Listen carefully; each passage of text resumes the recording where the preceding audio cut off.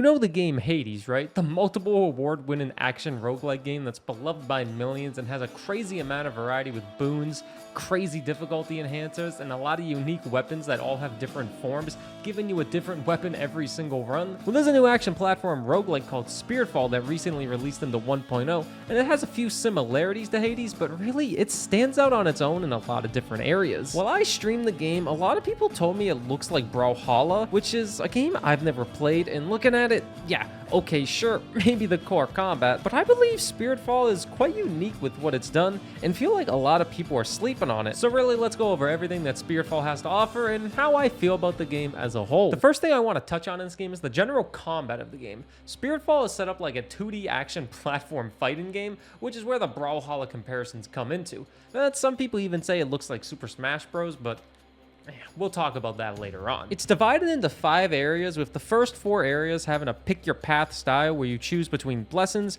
currencies, blessing upgrades, relics, or even more max HP, with each room having you fight multiple different enemies, sometimes multiple different waves of enemies before gaining your reward. And occasionally you'll get a bonus reward of a choice between a dormant ember, esoteric scroll, or a combat rune, which are all used for meta progression, which we will discuss later as well. The main reward you want are the blessings, as they buff all of your attacks and your character as a whole. They can end up giving you status effects, higher dodge chance, or just more damage in general. And the game has 7 different blessing types to choose from, all with a different set of skills to choose from as well. And of course, every area ends with a boss fight. And when I played, the bosses felt really hard, but after I figured out the moveset of the first boss, every other boss was beaten quite easily, and I was able to clear my first run in about 12 attempts, which sounds like a lot, but every run takes about 40 minutes, and most of my attempts died in the first boss. But the combat can be quite fast once you pick it up. If you have the right build, your combat can get insane, as you buff your general attack, your launcher, which is your secondary attack that allows for some sick combos and is generally better for destroying shields, your bolt, which is typically a projectile you throw on a cooldown,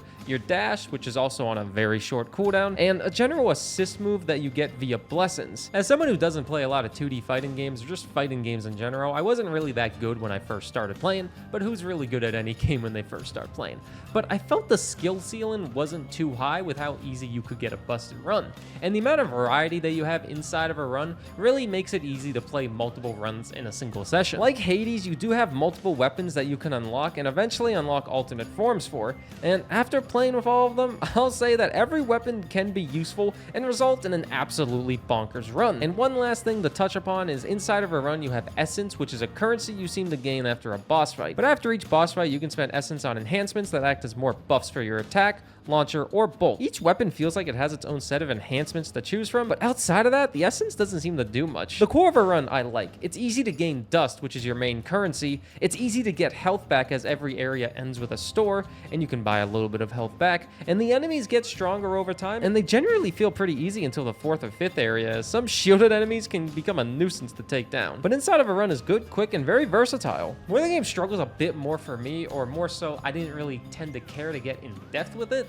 is the difficulty enhancers. You unlock difficulty enhancers after winning your first run, and it's somewhat similar to Hades, where you can put on different enhancements to impact your run, but the reward for this game didn't really feel worth it, and it didn't really seem like it changed the run too much once you did put them on. I played with a few difficulty enhancers, like making shielded enemies stronger, gaining curses with relics, and even making the bosses stronger, but the run never really felt different compared to a base run, minus bosses having some new moves. The major difference with enhancers on is that each enhancer is a stray soul, and with those stray souls you can gain free items at a sacrificial stone. You sacrifice your health or a soul for the item, but even sacrificing health doesn't make that much of a difference, as it's quite easy to get back once you get a few hours into the game. The biggest enhancer I played with was having bosses have new movesets and making them a lot harder, and even after winning with that, it wasn't significantly harder and felt no need to play through the game again with that on. The only time I really struggled with a boss, minus the first boss when I started the game, was when trying to get a true ending of the game. You need to clear the game 5 or 6 times, I can't fully remember which one, to fully win and see the end of the story. And on the final attempt, the last boss gains an extra phase, and that was pretty hard, as I lost about 3 times against them. But even with the difficulty enhancers on, if you've only cleared 1 or 2 times, that final boss will still be a 1-phase fight and overall pretty easy. I found Spiritfall to be on the easier side once you played a couple runs and got more into the game, and I felt the difficulty enhancers weren't really enticing to make you want to play with them on, as they don't give you any reward or extra currency. From what I've noticed, there's no extra currency, and the currency is already kind of slow to get, so the difficulty enhancers didn't entice you to play with them on. But it's not really a bad thing that the game isn't too hard, because not every game needs to be horribly hard. And all the modifiers are also just kind of meh to me, all the difficulty enhancers.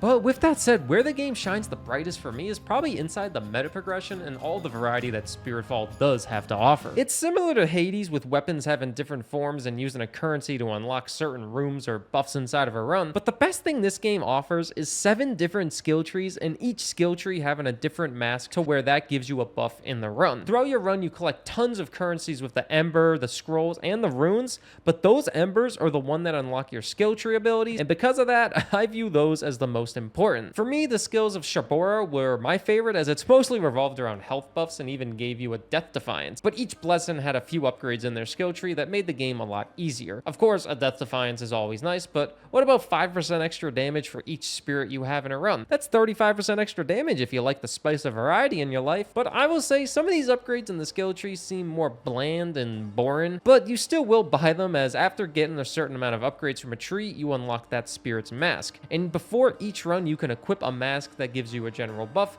and you can upgrade that buff with dormant embers. But with how little embers you can get, you most likely want to save them for the skill trees. I mainly focused on picking up embers for an entire run, and at the end, I had about 6, which isn't that much when you compare how vital it is to have embers, as they are used to upgrade a lot of things, including weapons, the mask, and the skill trees. But I also didn't feel the need to upgrade my weapons or mask at all. I had the same mask on for 95% of the game, which was the Shabora mask, which gave you a small window to regain health after you took damage. I felt like the extra recovery was a little bit more needed than a little bit of extra damage or movement speed. With that said, I still appreciate all the mask, weapons, and skill tree, as it does give you a lot of options for the insides of a run if you get super in-depth with this game. Overall, I really do like Spiritfall and think it's a really good pickup, especially if you're into these action platform fighting games. I definitely think the variety is the best part of the game, with the skill trees and the mask and all the different weapons, but there are a few tiny little nitpicks that I have with the game that I didn't really have time to cover in the other sections, so let's go over that quickly. First, and most importantly, I feel that some terms in the game feel obsolete and explained poorly. I see the term sweet spot all over the place with upgrades and masks,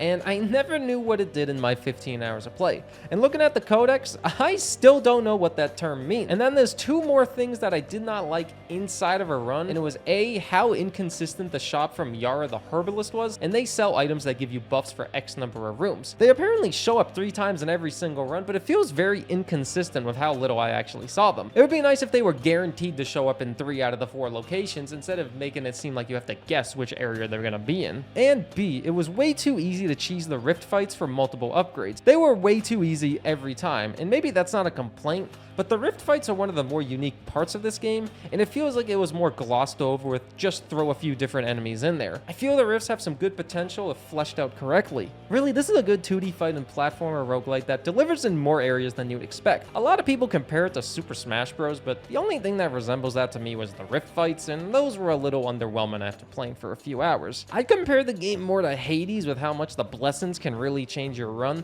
but the core combat stands out on its own and feels a little clunky at first, but after a few runs you start picking it up and learning all the combos, and it becomes more fulfilling and satisfying as time goes on. The difficulty enhancers added some good replayability for me, and it was fun getting the true ending, but outside of that, I'm not sure how much you'd want to play. I want to get all the achievements personally, of course, and if the game adds more content, I'd feel inclined to play it more, but as of now, I had a solid 15 hours out of it, and that would totally justify the $20 purchase, if I bought the game.